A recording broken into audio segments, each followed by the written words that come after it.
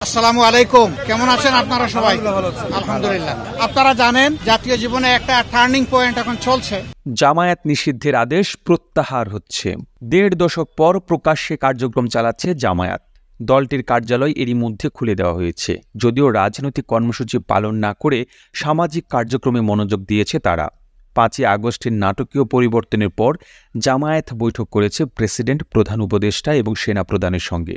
যদিও কাগজে কলমে দলটি এখনও নিষিদ্ধ, তবে শেষ পর্যন্ত জামায়াত শিবিরের নিষিদ্ধের আদেশ প্রত্যাহার হচ্ছে।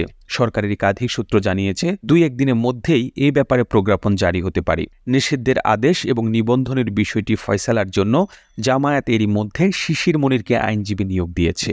যোগাযোগ করা হলে সুপ্রিম কোর্টের এই আইনজীবী বলেন, জামায়াত নিষিদ্ধের নির্বাহী আদেশটি ন্যায্যতার ভিত্তিতে দেওয়া হয়নি। আমরা আশা করি খুব দ্রুতই ওই আদেশ প্রত্যাহার করে নেওয়া হবে।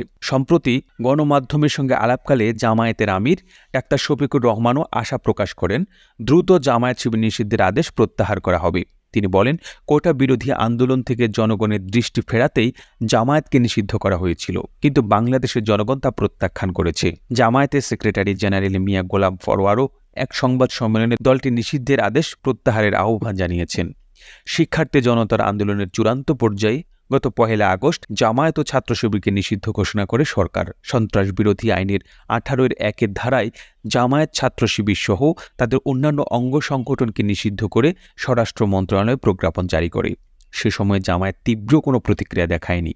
পরে ৫ই আগস্ট গণ অভ্যুত্থানের মুখে শেখ হাসিনা পদত্যাগ করে ভারতে চলে যান। প্রিয় দর্শক, এই প্রতিবেদনটি আপনার ভালো লেগে থাকলে আপনার টাইমলাইনে শেয়ার করুন। একই সাথে বাংলাদেশের কোন জেলা থেকে ভিডিওটি দেখছেন কমেন্ট করে জানান। আমরা পরবর্তী ভিডিওতে আপনাকে ধন্যবাদ জানাতে ভুলব না। আর এতক্ষণ বিশ্ববাংলার সাথে থাকার জন্য আপনাকে অসংখ্য ধন্যবাদ।